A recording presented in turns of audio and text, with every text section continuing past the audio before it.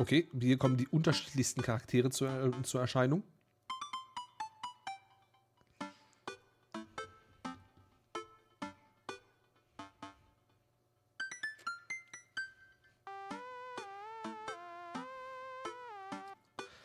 So, ich habe irgendwie gerade den Faden verloren.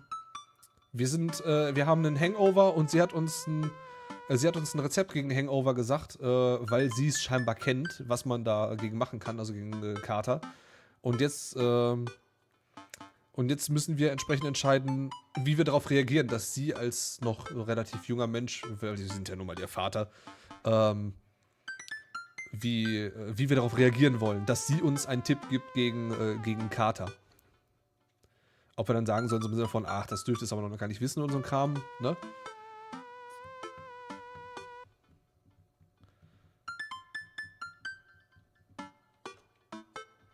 Bang, Hämmer auf den Kopf.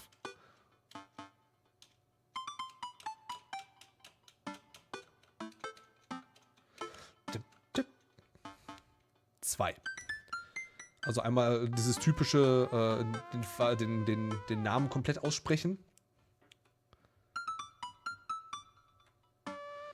Gut. Dann haben wir jetzt eine Entscheidung für 2. Amanda Ann. Who gave you alcohol? Was it one of the various Emmers in your life? Dad, chill. Amanda, I have never had an ounce of chill in my life and you should know that by now. You better not be drinking alcohol in this household. Uh-oh, just drink the juice. This better work. And down a sip of the tart juice. No, more than that. Way more than that. Whoa. I mean, I assume. Huh. Watch it, you. I drink more pickle juice and help myself to the delicious breakfast that Amanda has gracefully allowed me to partake in. After inhaling some hash browns and dunking several pieces of bacon into runny egg yolk, I'm starting to feel a little better. Und ja, die Musik ist wirklich total geil. Amanda grabs her backpack and keys. Well, I gotta get to class. Don't forget the meeting with Mr. Vega, okay? He said it was important. Love ya. I'll be there. Knock 'em dead, kiddo. Always do. We do our secret handshake and she's off. I get a little work done at home before I glance at my watch to see that it's almost time for the meeting. I hop in the shower, change clothes, and head on my way. Still a little hungover.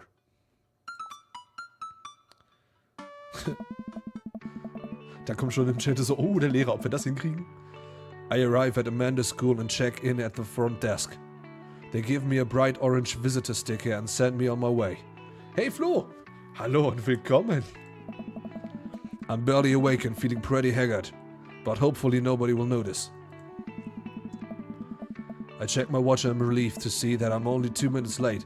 Wait, was it room 103 or 108? I spot a youth standing at a locker approaching me for help. Das wird lustig. Excuse me. Do you know where Mr. Vega's classroom is? The youth turns around and looks me up and down with heavily lined eyes.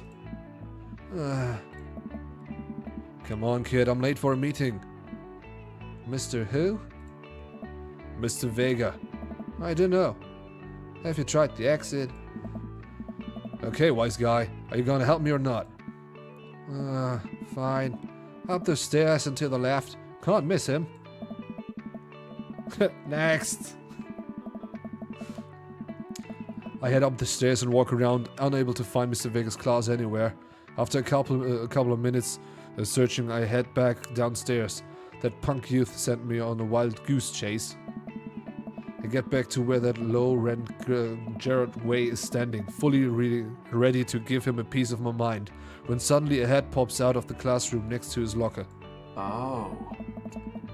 Lucian, don't you have a third period to get to? Fine, Mr. Vega. Oh. Wow. Now I'm officially 10 minutes late. I glare at him as he walks away. We're not cool. Oh. You must be Ignatius. The period's almost over. Would you mind waiting in the back? Ah. Wenn das nur ihr Lehrer ist, der von letzter Nacht. Ja, nee, das nicht. Er ist der Bruder vom Kaffeebruder. Er sieht wirklich danach aus, ja. Mr. Vega lets me in and take a seat in one of his comically small student desks at the back. I might get stuck in this. Oh. Alright. Where were we? Now, who can tell me about the reliability of the narrator in the JD selling us catcher in the rye? Yes, Colin? Colin stands up and does the thing where he blows into the crook of his elbow to make a fart noise. Ah. The whole class erupts in laughter. Das ist der Kaffee-Dude, der will eine zweite Chance. Ja, das ist auch eine Möglichkeit. Alright, everybody. Very funny, Colin. Please sit down. Ah.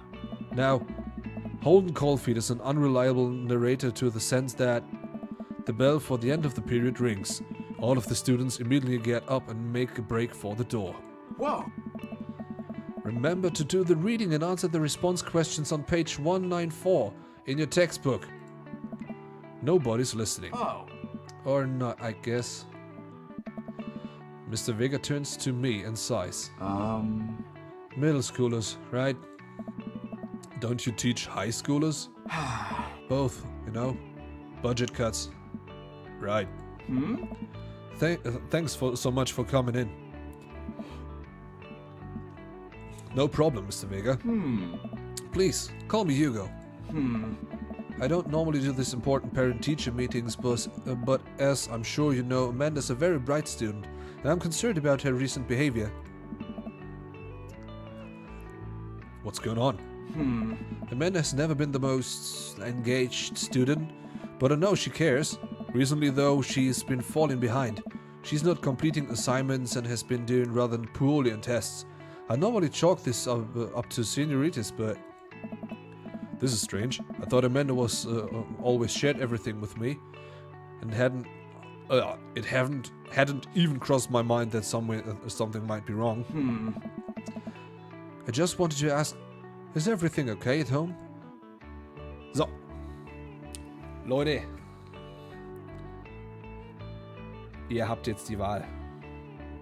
Was soll's werden?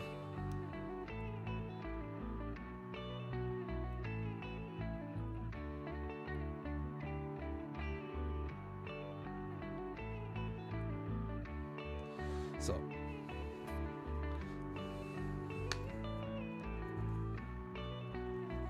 Nein, also das können wir trotzdem. Ich weiß schon, wie Flo hier vorm Leppi sitzt. Okay. Also es sieht sehr nach 1 aus. Okay. Well, we just moved recently, but it was only the other side of the town, and Amanda was more excited about it than I was. Oh. So, if you can talk to her about it, I know she values you a great deal and would appreciate your great guidance. If she keeps heading down this road, I know how important art school is to her, and I wouldn't hate to see her miss out on the scholarship money that she clearly deserves. I'll make sure to talk to Amanda. Thanks for letting me know, Hugo. Anytime. On my way out, I stop, thinking for a moment. I turn to Hugo. Hey, Hugo? Yes? They ever catch that rye? Oh. Yes. Huh? What the hell? Okay. Wir haben, ne? Okay, wir haben das scheinbar richtig gemacht oder so. Ich weiß es nicht. I leave the classroom and make my way out of the school. I'm still a little bit in shock that Amanda was able to hide this so well from me. She's always been such a force for positivity in my life, especially after we lost her mother. Amanda must be done with classes for the day by now. I'm sure she wouldn't appreciate a ride home. She would appreciate a ride home, and maybe I can talk to her about what's going on. Randomness is random. Yeah. I pull up to the carpool and Amanda hops in the passenger seat.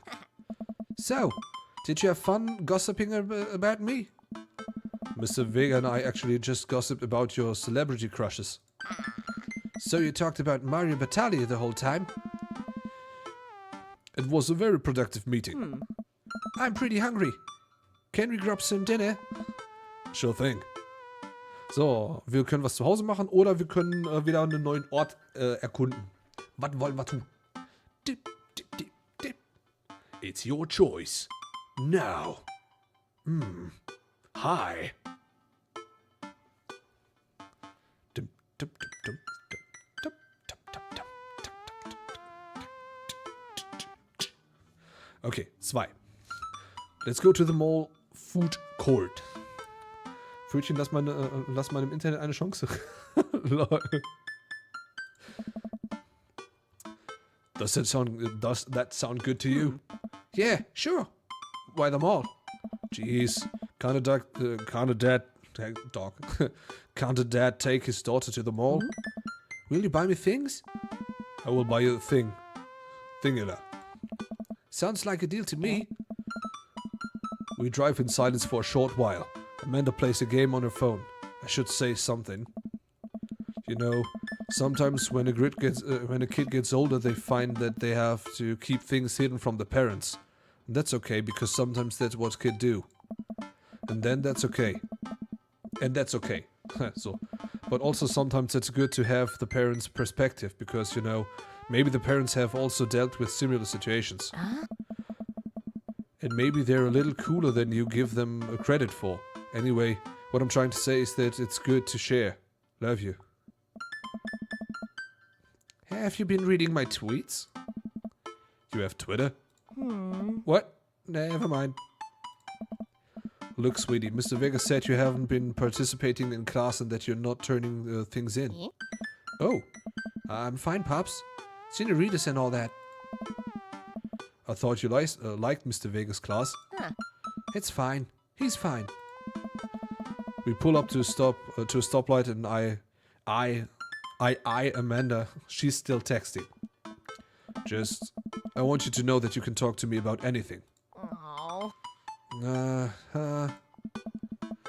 can tell that whatever it is, she doesn't want me to she doesn't want me knowing about it. That's frustrating. I heard MR is going to the fancy art school in California. That's exciting. Yep. Are you bummed that you guys aren't going to the same school? Yep. Amanda keeps texting. She stifles a laugh. What's so funny? It's I don't think you'd get it. Okay. Who you texting? Noah. Who's Noah? My friend. Does he go to your school? Yep. Do you like Noah? Whoa! What? No! Dad! Ugh. I can't believe you would. Ugh. Dad. I mean, jeez. Why would you? Sie mag ihn. Gross. Sorry, just asking. Dad, he's just my friend. Guys and girls can't be friends. He's my friend. Can be friends. He's my friend. Okay. Yeah. Jeez. This is going well. Well, good talk. Love ya, kiddo. She leans forward and turns up the radio. I guess that conversation is over. To the mall then. Ja, also von der Reaktion her auf jeden Fall. Holy crap. We arrive at the mall, a big indoor shopping center with a couple different floors. It's kind of dead, but that doesn't stop a mall security guard from yelling at the group of loitering teens. Let's eat something disgusting for dinner. Hey! Hell yeah! Language, Missy. Heck yeah? Better. We approach the food court and evaluate our options. There's greasy restaurant after greasy restaurant. My heart burns just looking at the menus. Nobody looks happy to be here. What are you in the mood for? Bread dipped in sugar, bread with cheese on it, or do you just want me to inject some fat directly into your bloodstream? Und Pfote, dir soweit noch einen schönen Abend, danke fürs Reinschalten. Ich hoffe, du hast ein bisschen Spaß gehabt. Für alles, was du noch verpassen könntest oder wirst, es wird ja auf YouTube weitergeführt. Also ich werde da alles dann entsprechend hochladen. Ich denke mal, dass wir auch das Spiel selber nicht mehr zu lange spielen werden, weil ich wollte eigentlich gerne noch so 1, 2 Runden was anderes spielen. Werden wir aber gleich dann sagen. Trotzdem schon mal erstmal danke fürs Reinschalten. Kommen Sie gut zum Liegen. Bis zum nächsten Mal. Ich mach schon mal weiter, hier nur ganz heimlich, ne? I extend my hand to her. My hand. Would you do me the honor of sharing some nachos? She takes my hand with a grin. It would make me the happiest, cheesiest girl alive. We order a giant pile of chips and unnaturally orange cheese from a very enthusiastic and possibly stoned teenager. We take a seat at a rickety table and dig in. These are bad. These are very bad. But also strangely delicious? We have to eat through the pain. Oh god. We enjoy the fluence and cheesy godness together until we're all out of nachos. So, something's been bothering me for a while. Can you explain memes to me? Lol. Which meme? All memes. Amanda sighs deeply and places her head in her hands. Dad, it's complicated. See, memes are inside jokes shared by a bunch of people that gets less funny the more people do it. So the problem is that by the time a meme gets to you, Dad, all of us youth already have done this joke to death. Dad. And what's worse than it is, that movies and TV and video games will try to jump in on the meme train, but just based on how long it takes to make them, the meme will be long dead by the time it comes out. So it just dates it and isn't funny. Shit, what up? Ugh. Dad, please. Anyway, changing the subject. Where to now? Want to go to that goth store? What? You know, the one that's all black and tries to establish itself as an anti-establishment despite being the exact representation of the establishment? I don't know what store you're talking about. You know, the one where you can buy chain wallets and it's basically an assault on what people's fought so hard against in the punk and hardcore movement in the 70s and 80s? Dude, you gotta be more specific. The one you threw up at the one you threw up in that one time. Oh, that one! Yeah. Amanda runs into the store with me trailing behind her. She makes a beeline for the back. Beeline. Right. There it is. You can still see the outline, kinda. I'm so proud. Speech! Amanda. Yes. Speech! Speech! Speech! Speech! Alright, I'll do it if you stop chanting! Amanda stops immediately. I clear my throat. Oh my god. Thank you all for joining us here today to commemorate a historic moment that would forever shape history.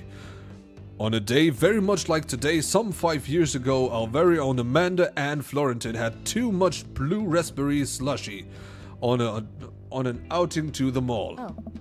After begging her father to take her to Death, Goss and Beyond to buy rainbow suspenders, she proceeded to throw up all over a display of My Chemical Romance merchandise. Her loving father then had to pay for said merchandise, which to this day remains among our possessions. Thank you. Amanda is moved. She begins clapping. Slow at first, then faster and more vigorously. Several other patrons turn their heads. One of them also starts clapping. I bow my head. Yes. Oh hey, chain wallets! While Amanda busies herself looking at the band t-shirts, I try to find something of interest to myself. Not much for a dad to look at in Death, Goth and Beyond. So.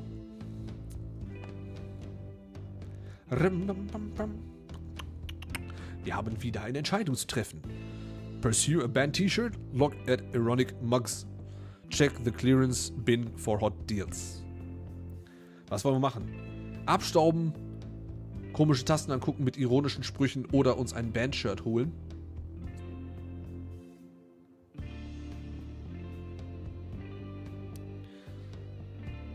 So, 2 Leute sind schon mal für die Dingens.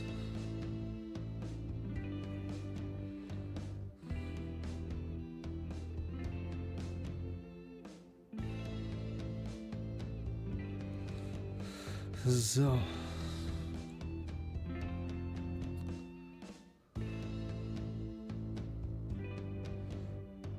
Wie kann man Maus nicht bewegen? Das ist Eriks Maus da am Bildschirm. So, gut. Es wird 2. Wir gucken uns die Tasten an. I'm suddenly stricken by existential fear. If there's only one number one dead, then why are there so many mugs here that say that? This whole time I thought I was the only one. If I'm not number 1, where do I place in the global dead ranking charts? Where do I place on the global dead ranking charts? I have work to do. Look, this is very important to me. I overhear a stifled argument over at the cash register.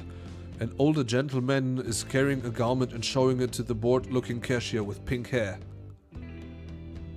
Yeah, I can see that. Don't know what to tell you, dude. I just work here. Ah nee, das ist der Cashier. I can see that. Don't know what to tell, dude. I just work here. Listen, when I bought this online, the website said this blouse was Victorian inspired. However, when I received it, it clearly held the trademark of Edwardian dressage. So you want a coupon? I can give you a coupon. Will you leave if I give you a coupon? Is there a manager I present? People have to know what they're buying. I am the manager. I see. Well, it would seem that I have outstanded my welcome. Good day, shopkeep. Your superiors will receive a strongly worded letter by post. Oh, das ist ein Vampir. Whatever, dude. The man whirls around and storms out, his literal cottontail trailing behind him. I can't tell if they are Victorian inspired or Edwardian in nature. Amanda trots up to me with a t-shirt in her hand. Oh boy, here it comes. Oh no. Hey, Datron 5000? Yes, I'll buy it for you. Wow, that was easy. Thanks. At least it's only one this time. Amanda plops the shirt in the counter and grins at the cashier. I love your hair. The cashier says nothing and rings Amanda up, radiating hatred. I hand her a 20. So, what was that guy's deal? The cashier rolls her eyes so hard I worry she'll pull sometime. That's Damien. He's in here all the time. He's obsessed with the Victorian fashion or whatever. She hands Amanda her bag and it's clear the conversation is over. We make our way out to the store and head home to get some rest. Amanda and I sit on the couch trying to find something to watch over bowls of ice cream. Oh, cool! Long haul paranormal ice road ghost truckers is on. Your favorite, right? Oh, hell yes. They have to make it over to the Canadian tundra before the ice road melts, but also they are hunting ghosts. Was geiler. Oh. Also, the trucks are haunted. Yeah, wow. This is an episode I've already seen, but it's one of the best. Colum and Flint Dogbone, the twin brothers truck driving and ghost hunting duo, find themselves in the greatest peril yet. Oh no, the ghost done got control of the truck. I can't steer on them there damn ice roads. Die Serie hört sich echt gut an, wa? Let me use this EVP meter to try to communicate with their spirits. Flint, we're about to die. Ah, almost got it. If you listen carefully, it sounds like it's saying, you're going to die. That's because we're about to die, you. This is art. The episode ends with, and Amanda excuses herself to go and start arguments on the internet. Trollkind, ey. Ich muss jetzt erstmal so ein bisschen Sachen im Internet machen, ne? I stay up a little longer, curious about the exploits of Callum and Flint Dogbone after this disastrous ice road accident. Afterwards, I crawl into bed and get a good night's sleep.